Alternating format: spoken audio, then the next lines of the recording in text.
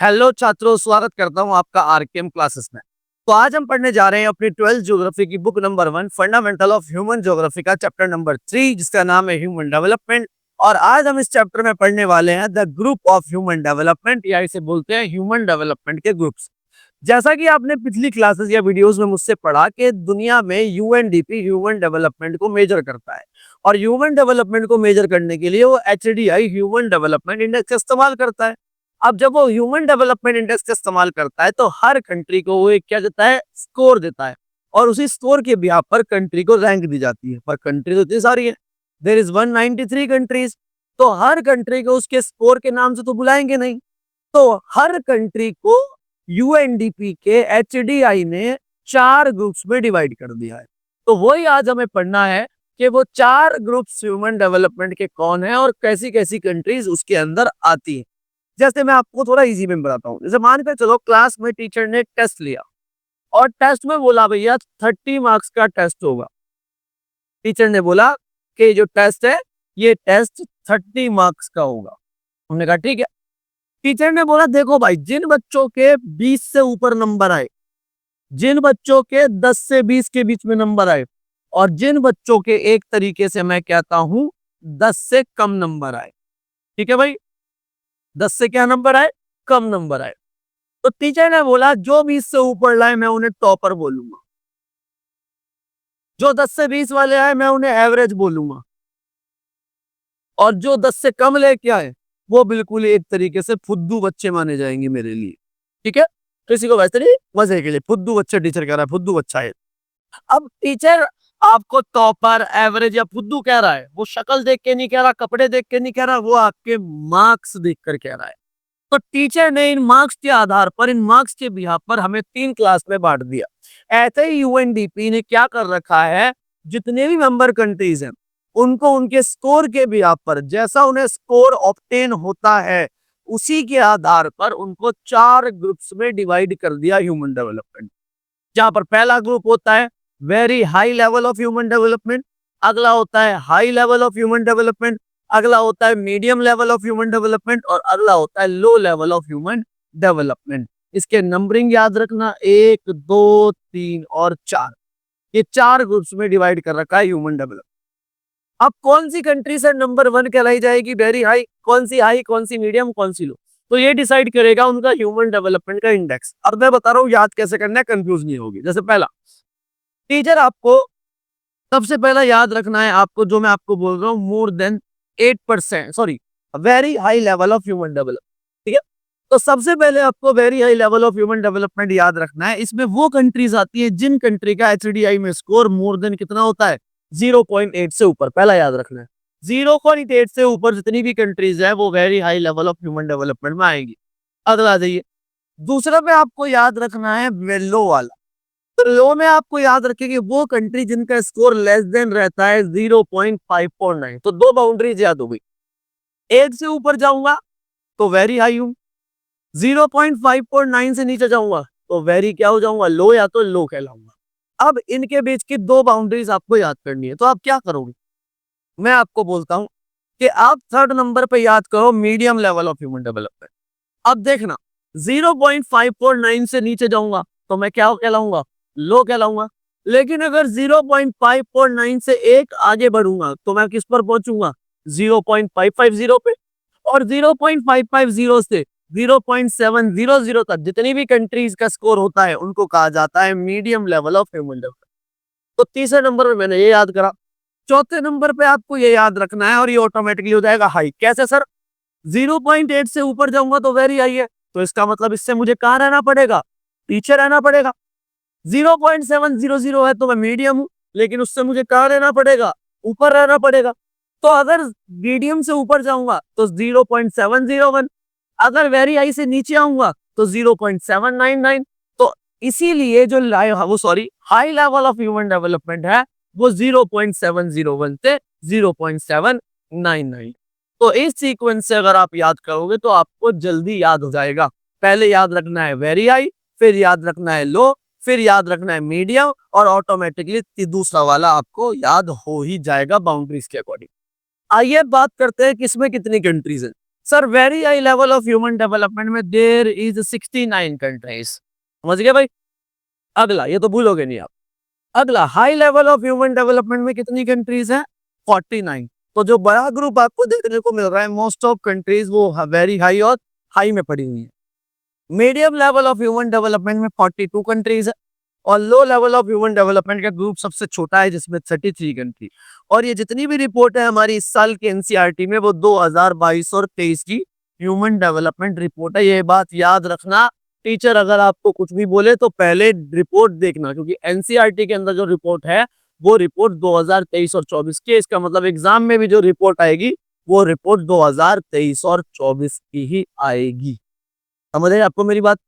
अब बात कर लेते हैं कि कोई भी कंट्री अगर वेरी हाई, हाई, मीडियम या लो है, तो उनके अंदर क्या कैरेक्टरिस्टिक्स, क्या फीचर्स और क्या रीजंस हैं कि वो हाई, मीडियम या लो में है। तो चलिए बात करते हैं सबसे पहले।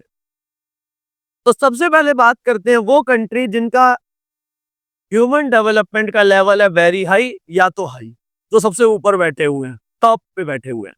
तो इसमें सबसे पहले कंट्री वेरी हाई में 69 है, और भैया हाई में कितनी है? 49। ह्यूमन डेवलपमेंट रिपोर्ट 22 और 23 की। अब ये कौन कंट्री है? सबसे पहले इसकी बात करेंगे। सर, ये वो कंट्री है जो बहुत इन्वेस्ट करती है कौन से सेक्टर में? सोशल सेक्टर में। क्या बताया था? ह्यूमन डेवलपमेंट इंडेक्स ने 3 एरिया दिए थे, हेल्थ, एजुकेशन और एक्सेस टू रिसोर्स। कैसे रखे थे?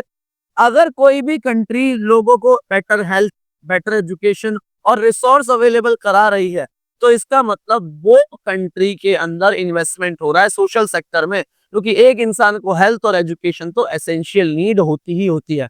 तो ये कंट्रीज मोस्टली खर्चा करती हैं हेल्थ और एजुकेशन पे। दैट्स व्हाई ह्यूमन डेवलपमेंट का लेवल बहुत ऊंचा है। अगला, ये हायर इन्वेस्ट करती हैं लोगों में, और उनकी गुड क्या है? गवर्नेंस। ये लोगों के लिए खर्चा करती है, और सरकारें बहुत अच्छी हैं।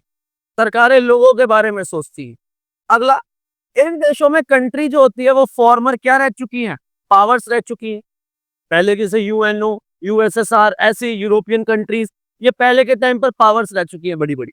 अगला, सोशल डाइवर्सिटी इन कंट्री के अंदर नॉट वेरी हाई। डाइवर्सिटी जैसे हमारा भारत है तो सब इंडियन, लेकिन नॉर्थ में अलग, यहाँ अलग, यहाँ अलग और यहाँ अलग, है सारे इंडियन। लेकिन ये कहते हैं हम ना साउथ इंडियन है, तो वो कह रहे हैं तुम नॉर्थ इंडियन है। ये भैया गुजराती कहते हैं, ये अपने आप को असमी कहते हैं। तो कुल मिलाकर हमारे यहाँ डाइवर्सिटी बहुत ज्यादा। जितनी डाइवर्सिटी उतनी ज्यादा लोगों की थॉट्स अलग है, लोगों की थिंकिंग अलग है, वे ऑफ लिविंग अलग है। तो गवर्नमेंट को हर किसी के लिए पॉलिसीज बनाने में बहुत प्रॉब्लम्स होती हैं। लेकिन अगर आप, मैं आपको बोलूं कनाडा में जाओ, तो कनाडा में ये में जाओ तो, या यूरोप में जाओ, मोस्टली इंग्लैंड में जाओ, तो वहाँ नॉर्थ, साउथ, ईस्ट, वेस्ट सारे सेम ही लोग मिलेंगे। डाइवर्सिटी बहुत कम है। सब सेम लैंग्वेज बोल रहे होंगे उस कंट्री के अंदर। बेसिकली ये कंट्री की बात कर रहा हूँ।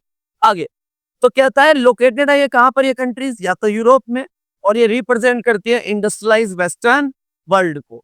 तो बेसिकली ये जो कंट्रीज है ये वेस्टर्न वर्ल्ड में है, और बिल्कुल सही बात है। अगर मैं टॉप 10 ह्यूमन डेवलपमेंट कंट्रीज की बात करूं, तो उसमें मोस्ट ऑफ जो कंट्रीज हैं वो यूरोप में ही सिचुएटेड है। जैसे अभी स्विट्जरलैंड हमारे डेटा के अकॉर्डिंग नंबर 1 पे है ह्यूमन डेवलपमेंट में। पहले के टाइम पर नॉर्वे थी, अभी आइसलैंड है। तो कुल मिलाकर बात यह है कि जितनी भी यूरोपियन कंट्री है वो ह्यूमन डेवलपमेंट में बहुत आगे है।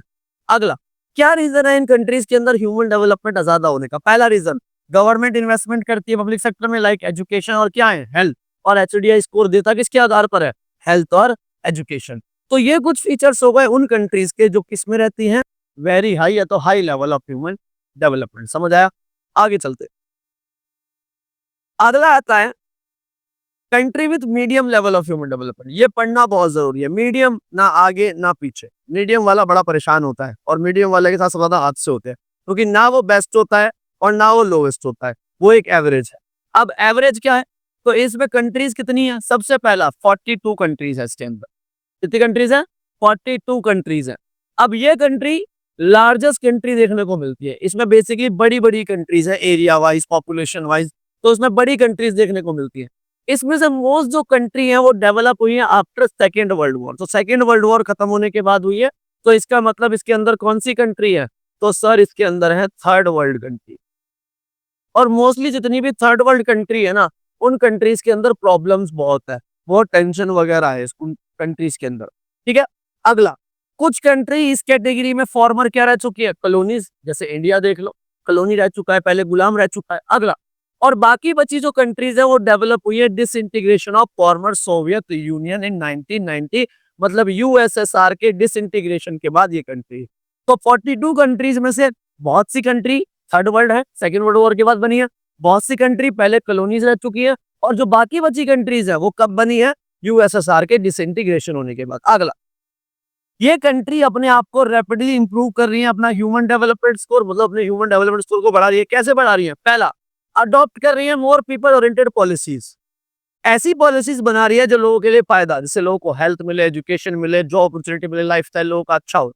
अब क्या कर रही है उसके लिए? ये एलिमिनेट कर रही है सोशल डिस्क्रिमिनेशन, मतलब समाज में जो भेदभाव है भाषा के आधार पर, लिंग के आधार पर, धर्म के आधार पर, वो ये कंट्रीज खत्म कर रही हैं। ठीक है, लेकिन एक कड़वा सच ये है, हमारे भारत में ऐसा नहीं होता। हमारे भारत में बस पन्नों में, किताबों में ये बातें कह दी जाती हैं, लेकिन रियलिटी में अगर बात की जाए, आज हमारे इंडिया के अंदर हम जुड़ने की जगह क्या हो रहे हैं? बिछड़ रहे हैं। ये बात आप याद रखना, जितना भी कोई अलग रहेगा उतना ही वो बर्बाद रहेगा।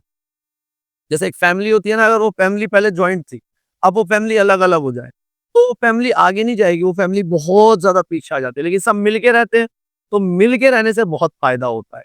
तो मोस्ट ऑफ कंट्रीज इसके अंदर क्या कर रही हैं? सोशल डिस्क्रिमिनेशन खत्म कर रही हैं, भेदभाव खत्म कर रही हैं, अमीर गरीब का, गांव शहर का। ये अगला, ये कंट्रीज में बहुत ज्यादा क्या है? Social diversity. मैंने आपको इंडिया के बारे में, है तो सब इंडियन, लेकिन इंडियन के अंदर ही हमारे पास है गुजराती, मराठी, बंगाली, बिहारी, राजस्थानी। तो ये है तो इंडियन, लेकिन डाइवर्सिटी कितनी ज्यादा है। चाहे वो लिंग्विस्टिक डाइवर्सिटी देख लो आप, चाहे रीजनल डाइवर्सिटी देख लो, चाहे कल्चर डाइवर्सिटी देख लो, रिलीजियन डाइवर्सिटी देख लो, ये सारी डाइवर्सिटी आपको देखने को मिलेगी। अगला, बहुत सी कंट्री ने फेस कर रखा है पॉलिटिकल इंस्टेबिलिटी, जैसे पाकिस्तान देख लो, इंडिया ने भी फेस कर रखा है social rebellion in their recent history.